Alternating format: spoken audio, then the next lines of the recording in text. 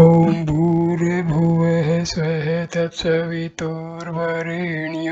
भर्गो देवस्य धीमहि धियो यो नः प्रचोदयात्। शान्ति शान्ति शान्तिः. In the first video I have started describing and explaining vasanas. To continue the same topic, I start second video. I start with sanskara. Every experience is associated with a number of factors: people, sounds, taste, smells, etc. The five senses plus the mind as the sixth, and produces three possible outcomes: positive, negative, or neutral. If the experience is pleasurable or painful, it makes an impression on the mind. The impression, sanskara, links into the chitta, subconscious mind. After some time, days, months, or even years, memory activates the dormant sanskara subliminal activator, which then produces a desire to either repeat or avoid the experience. A repeated experience reinforces the sanskara. This explains why thoughts, desires, feelings keep on popping up into our minds without our volition or control. They are all due to the latent subconscious content of our minds, vasanas. A reinforced sanskara or group of sanskaras produce a vasana or habitual pattern of behavior. Some of these vasanas are actively pursued and developed and are necessarily for our sociological functioning. For example, driving is a complex process which requires many sanskaras. Learning the road rules, traffic signs and signals, vehicle control, other traffic on the road, pedestrians, etc., etc., all of which require learning and concentration and repeated practice. Once learned and developed into a vasana, driving becomes second nature. We can drive competently while chatting, listening to music, thinking about issues, and even applying makeup and eating a meal. Apart from these positive sanskaras and vasanas, which are essential for our functioning as humans, there are also negative sanskaras which cause us suffering and obstruct our efficient functioning. These are our defense and avoidance mechanisms which we use to protect our egos, and these are the ones we need to work with in our spiritual practice sadhana. And our all actions, they are controlled by these sanskaras and vasanas. People having negative vasanas will always, they will bent upon doing something wrong actions, and people with sattvic vasanas, good vasanas, they will always act positive deeds. So our actions are completely controlled by our sanskaras and vasanas.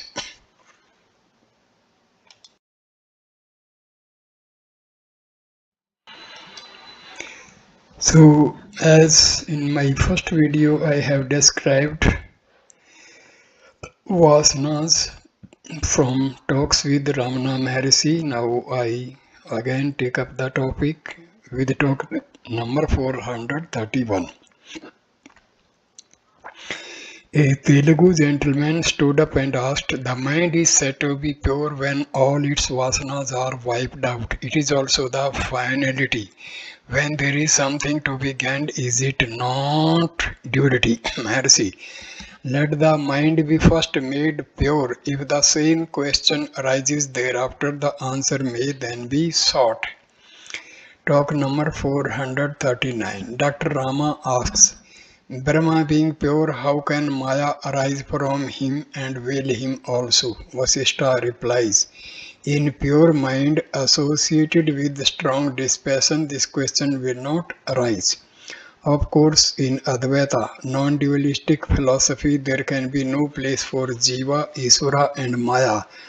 One self sinking into the self, the Vasanas tendencies will entirely disappear, leaving no room for such a question. Maharshi, the answers will be according to the capacity of the seeker. It is said in the second chapter of Gita that no one is born or dies. But in the fourth chapter, Sri Krishna says that numerous incarnations of his and of Arjuna had taken place unknown to him but not to Arjuna. Which of these statements is true? Both statements are true, but from different standpoints. Now a question is raised, how can Jiva rise up from the self? I must answer, only know your real being, then you will not raise the question. Why should a man consider himself separate? How was he before being born, or how will he be after death? Why waste time in such discussions? What was your form in deep sleep? Why do you consider yourself as an individual? Devotee, my form remains settled in deep sleep. Maharishi, as is the effect, so is the cause. As is the tree, so is its seed. The whole tree is contained in the seed, which later manifests as the tree. The expanded tree must have a substratum which we call Maya. As a matter of truth, there is neither seed nor tree. There is only being. Devotee, Vasana Akshaya, total end of all predispositions. Manu Nasa, annihilation of mind. Atma Sakshatkara, realization of the self. They seem to be interdependent. Mercy, the different expressions have only one meaning. They differ according to the individual's stage of progress, dispassion, realization, all mean the same thing. Also, they say practice and dispassion. Why practice? Because the modes of mind once subside and then rise up again, subside and rise up, and so on. Devotee, beginningless predisposition makes one do wrong without jnana. This predisposition cannot vanish, but jnana looks almost impossible. Expiation alone cannot undo all the karma, for how much expiation will be needed? Look where we will, everything look difficult, even impossible. Association with the wise seems to be the only cure of all ills. Maharishi, what is to be done? Reality is only one. One can it be? How can it be realized? Realization is thus all illusion. Practice seems to be necessary. Who is to practice? Looking for the doer, the act, and the accessories disappear. Moreover, if realization is not present here and now, how can it newly got be of any use? What is permanent must be eternally present. Can it be newly got and be permanent also? Realize what is present here and now. The sage did so before and still do that only. Hence they say that it looks as if newly got, once veiled by ignorance and later revealed. Reality looks as if newly realized, but it is not new. Talk 442. While explaining a stanza of his own, Sri Bhagwan observed, the sun illumines the universe, whereas the sun of Arunachala is so dazzling that the universe is obscured and an unbroken brilliance remains, but it is not realized in the present state and can be realized only if the lotus of the heart blossoms. The ordinary lotus blossoms in the light of the visible sun, whereas the subtle heart blossoms only before the sun of suns. May Arunachala make my heart blossom so that his unbroken brilliance may shine all alone. Further on, Sri Bhagwan continued, the mirror reflects objects, yet they are not real because they cannot remain apart from the mirror. Similarly, the world is said to be a reflection in the mind as it does not remain in the absence of mind. The question arises, if the universe is a reflection, there must be a real object known as the universe in order that it might be reflected in the mind. This amounts to an admission of the existence of an objective universe. Truly speaking, it is not so. Therefore, the dream illustration is set forth. The dream world has no objective existence. How then is it created? Some mental impressions should be admitted. They are called vasanas. How are the vasanas in the mind? The answer is they were subtle, just as a whole tree is contained potentially in a seed, so the world is in the mind. Then it is asked, a seed is the product of the tree which must have existed once in order that it may be reproduced. So the world also must have been there sometime. The answer is no. There must have been several incarnations to gather the impressions which are re-manifested in the present form. I must have existed before as I do now. The straight way to find an answer will be to see if the world is there. Admitting the existence of the world, I must admit a seer who is no other than myself. Let me find myself so that I may know the relation between the world and the seer. When I seek the self and abide as the self, there is no world to be seen. What is the reality then?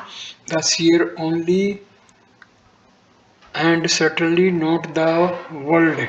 Such being the truth, the man continues to argue on the basis of the reality of the world. Whoever asked him to accept a belief for the world? Yoga Vasishtha clearly defines liberation as the abandonment of the false and remaining as being. Talk 449. From a story being related by Sri Bhagwan, the bodily functions may be forcibly controlled and the mind may be reveling in righteous thoughts. One cannot control one's vasanas as easily as the physical frame. Talk number 449. Devotee, is not individuality anadi without beginning? Mercy, investigate and see if there is any individuality at all. Ask the question after solving this problem.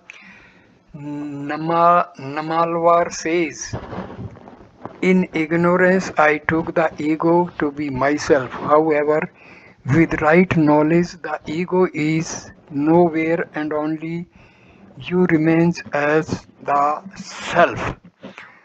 Both monists and dualists are agreed on the necessity of self-realization. Let us do it first and then discuss. The side issues, Advaita or Dvaita, cannot be decided on theoretical considerations alone. If the self is realized, the question will not arise at all. Even Sukha had no confidence in his brahmacharya, whereas Sri Krishna was sure of his brahmacharya. Self-realization is designated by so many different names, Satya, Brahmacharya, etc. What is natural to the state of self-realization forms the disciplinary course in the other state. I am the body. Idea will become extinct only on self-realization. With its extinction, the vasanas become extinct and all virtue will remain ever. Devotee, sanskaras are said to be persist only in a jnani. Mercy, yes, they are bhoga hetu, leading to enjoyment only and not bandha hetu. Devotee, this fact is often abused by fakes who pretend to be sadhus but lead vicious lives.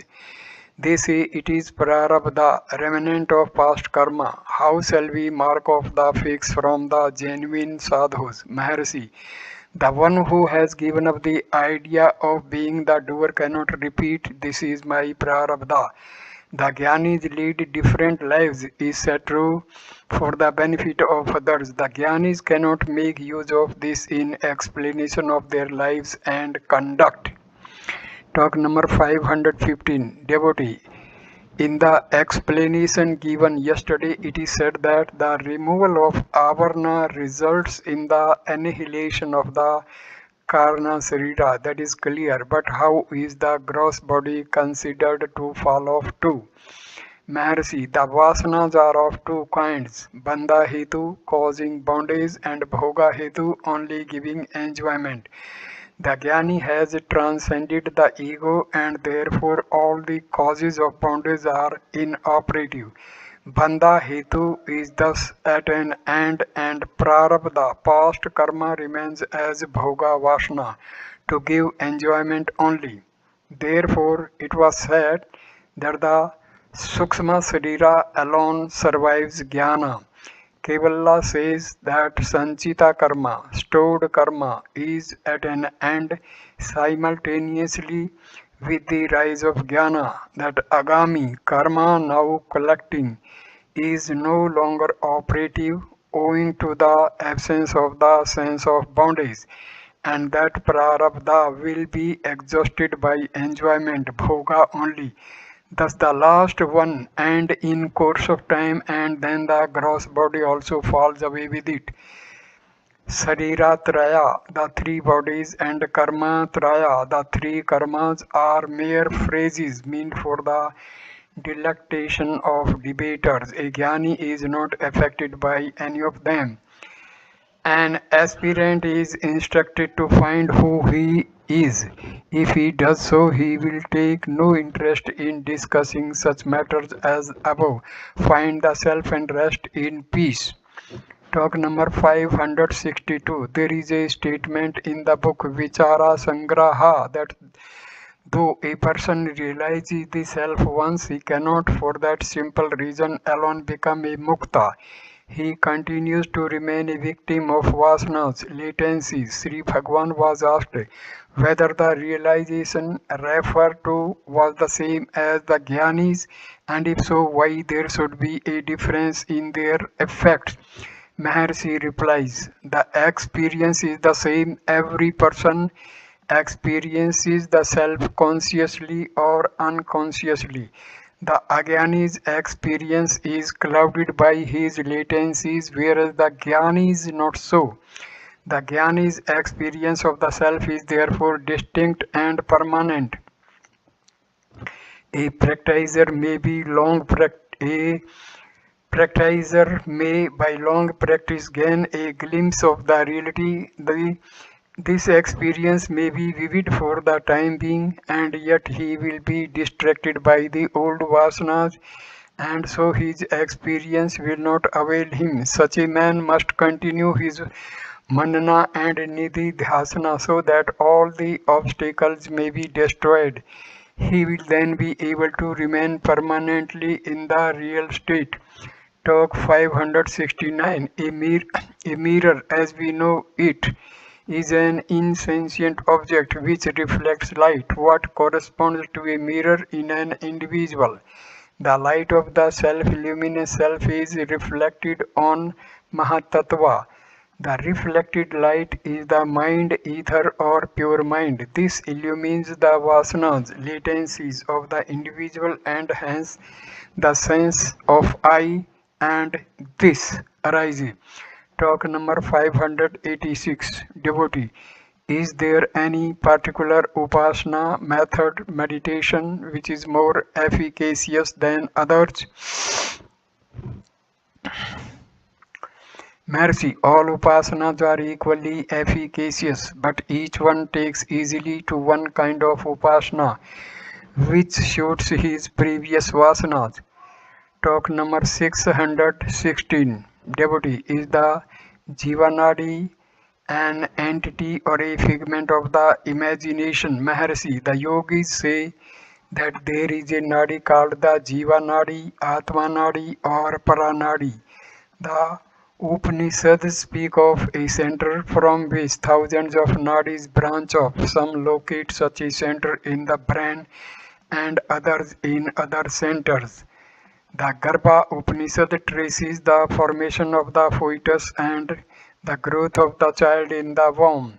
The jiva is considered to enter the child through the fontanelle in the seventh month of its growth. In evidence thereof, it is pointed out that the fontanelle is tender in a baby and is also seen to pulsate. It takes some months for it to ossify. Thus the jiva comes from above, enters through the fontanelle and works through the thousands of the nadis which are spread over the whole body. Therefore, the seeker of truth must concentrate on the Sahasrara, that is the brain, in order to regain his source. Pranayama is said to help the yogi to rouse the Kundalini Shakti which lies coiled in the solar plexus. The Shakti rises through a nerve called the Sushumna, which is embedded in the core of the spinal cord and extends to the brain. If one concentrates on the Sahasrara, there is no doubt that the ecstasy of Samadhi ensues. The Vasanas, that is, the latencies, are not, however, destroyed. The yogi is therefore bound to wake up from the Samadhi because release from bondage has not yet been accomplished. He must still try to eradicate the Vasanas in order that the latencies yet inherent in him may not disturb the peace of his Samadhi. So he passes down from the Sahasrara to the heart through what is called the Jivanadi, which is only a continuation of the Sushumna. The Sushumna is thus a curve. It starts from the solar plexus, rises through the spinal cord to the brain, and from there bends down and ends in the heart. When the yogi has reached the heart, the Samadhi becomes permanent. Thus we see that the heart is the final center. Some Upanishads also speak of 101 nadis which spread from the heart, one of them being the vital nadi. If the jiva comes down from above and gets reflected in the brain, as the yogis say, there must be a reflecting surface in action that must also be capable of limiting the infinite consciousness to the limits of the body. In short, the universal being becomes limited as a jiva. Such reflecting medium is furnished by the aggregate of the vasanas of the individual. It acts like the water in a pot which reflects the image of an object. If the pot be drained of its water, there will be no reflection. The object will remain without being reflected. The object here is the universal being consciousness, which is all pervading and therefore immanent in all. It need not be cognized by reflection alone, it is self-resplendent. Therefore, the seeker's aim must be to drain away the vasanas from the heart and let no reflection obstruct the light of eternal consciousness. This is achieved by the search for the origin of the ego and by diving into the heart. This is the direct method for self-realization. One who adopts it need not worry about nadis, the brain, the sushumna, the pranadi, the kundalini, pranayama, or the six centers. The self does not come from anywhere else and enter the body through the crown of the head. It is as it is, ever sparkling, ever steady, unmoving, and unchanging. The changes which are noticed are not inherent in the self, which abides in the heart and is self-luminous, like the sun. The changes are seen in its light. The relation between the self and the body or the mind may be compared to that of a clear crystal and its background. If the crystal is placed against a red flower, it shines red. If placed against a green leaf, it shines green, and so on. The individual confines himself to the limits of the changeful body or of the mind which derives its existence from the unchanging self. All that is necessary is to give up this mistaken identity, and that done, the ever shining self will be seen to be the single non dual reality. The reflection of consciousness is said to be in the subtle body, Sukshma Srira, which appears to be composed of the brain and the nerves radiating from it to all parts of the trunk, chiefly through the spinal column and the solar plexus. When I was on the hill, Naina Kavakantha Ganpati Mani once argued that the brain was the seat of the Vasanas because it consisted of innumerable cells in which the Vasanas were contained and illuminated by the light of the self which projected from the heart. Only this set a person working or thinking. But I said, how can it be so? The vasanas must be with one's self and can never remain away from the self. If, as you say, the vasanas be contained in the brain and the heart is the seat of the self, a person who is decapitated must be rid of his vasanas and should not be reborn. You agree that it is absurd. Now, can you say that the self is in the brain with the vasanas? If so, why should the head bend down when one falls asleep? Moreover, a person does not touch his head and say I. Therefore, it follows that the self is in the heart and the vasanas are also there in an exceedingly subtle form. When the vasanas are projected from the heart, they are associated with the light of the self, and the person is said to think. The vasanas, which lie embedded in an atomic condition, grow in size in their passage from the heart to the brain. The brain is the screen on which the images of the vasanas are thrown, and it is also the place of their functional distribution. The brain is the seat of the mind, and the mind works through it. So then this is what happens when a vasana is released and it comes into play. It is associated with the light of the self. It passes from the heart to the brain, and on its way it grows more and more until it holds the field all alone, and all the vasanas are thus kept in abeyance for the time being. When the thought is reflected in the brain, it appears as an image on a screen. The person is then said to have a clear perception of things. He is a great thinker or discoverer. Neither the thought that is extolled as being original, nor the thing, nor the country which is claimed to be a new discovery is really original or new. It could not manifest unless it was already in the mind. It was, of course, very subtle and remained imperceptible because it lay repressed by the more urgent or insistent thoughts or vasanas. When they have spent themselves, this thought arise, and by concentration the light of the self makes it clear so that it appears magnificent, original and revolutionary. In fact, it was only within all along. This concentration is called samyamana in the Yoga Shastras. One's desire can be fulfilled by this process, and it is said to be a siddhi. It is how the so-called new discoveries are made. Even worlds can be created in this manner.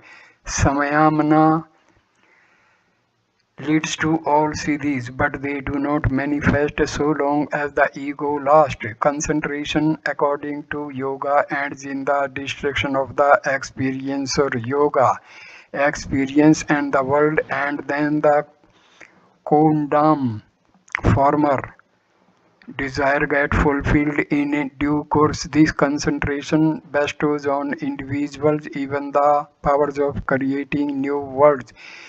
It is illustrated in the Andava Upkhyana in the Yoga Vasishta and in the Genda Sela Loka in the Tripura Rahasya. Although the powers appear to be wonderful to those who do not possess them, yet they are only transient.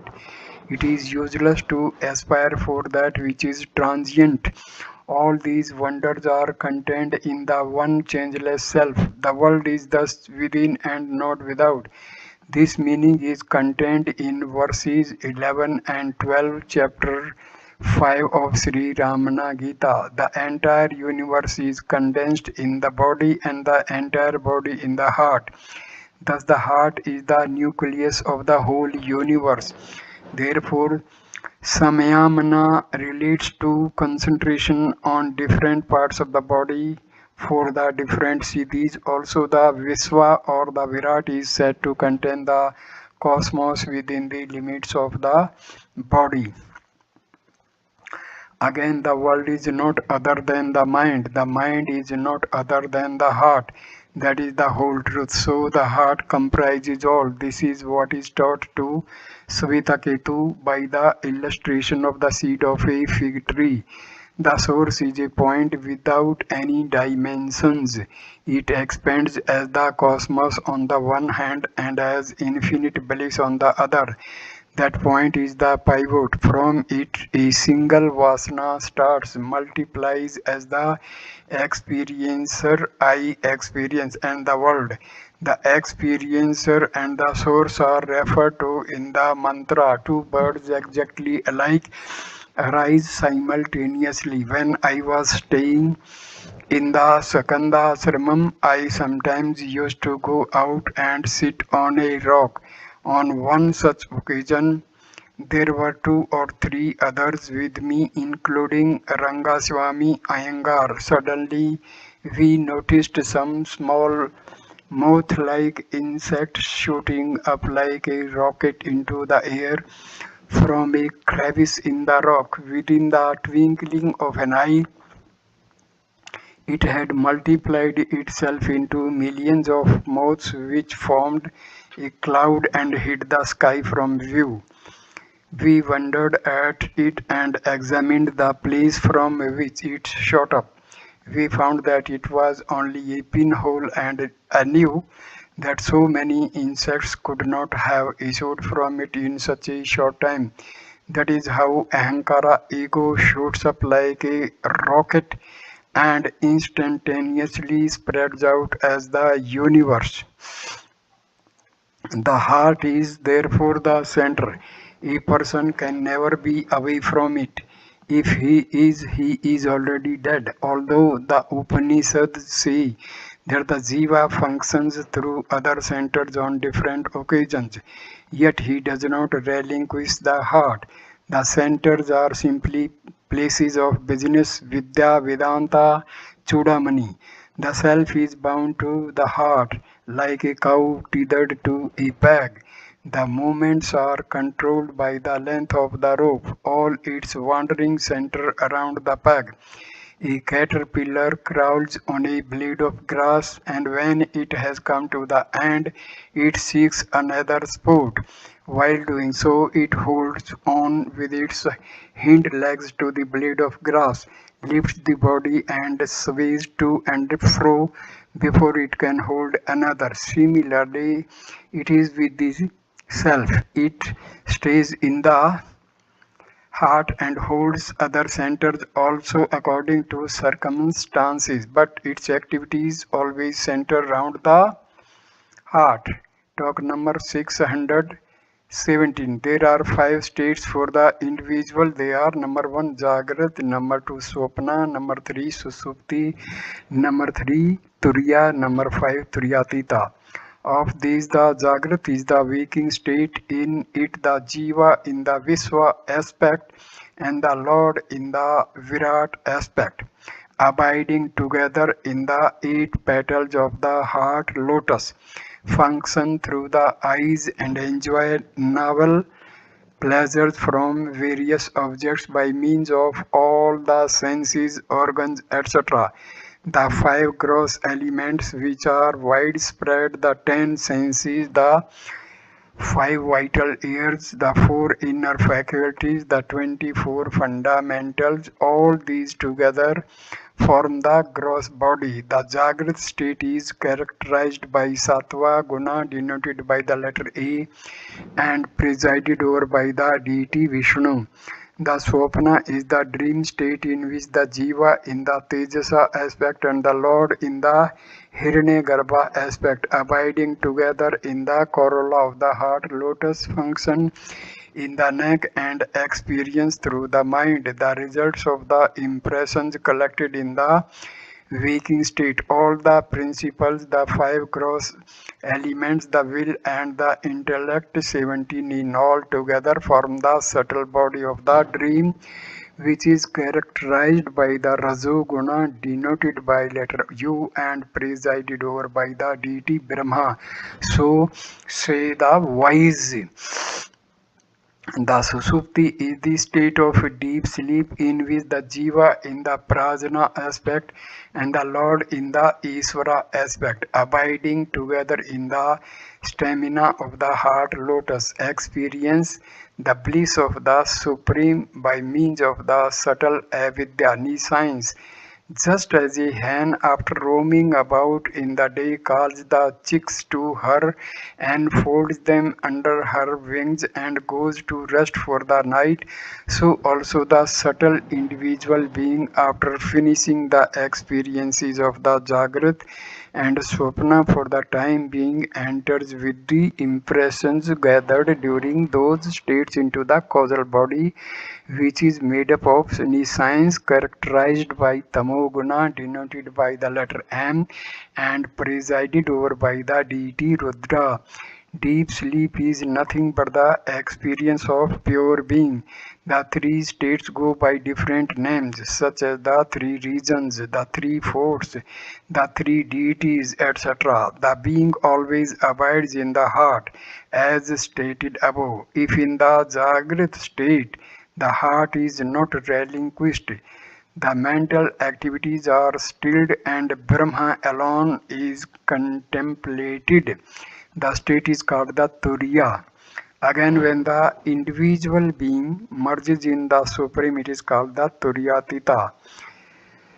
Vegetable kingdom is always in Susupti. The animals have both Swapna and Susupti. The gods, celestials are always in Jagrat. Man has all the 3 states. But the clear-sighted yogi abides only in Turiya and the highest yogi remains in Turiyatita alone. The 3 states alternate involuntarily for the average man. The last 2, Turiya and Turiyatita, are however the result of practice and form clear aids to liberation. Of the other 3 states, Jagrata, Swapna and Susupti, each one is exclusive of the other 2 and limited by the conditions of time and space. They are therefore unreal. Our very experience of the Jagrat and the Swapna states proves that the consciousness as the self underlies all the 5 states, remains perfect all along and witnesses all of them. But with the regard to similar consciousness in the deep sleep, every person is known to say, I was not aware of anything, I slept soundly and happily. 2 facts emerge from the statement unawareness of anything and the happiness of sound sleep.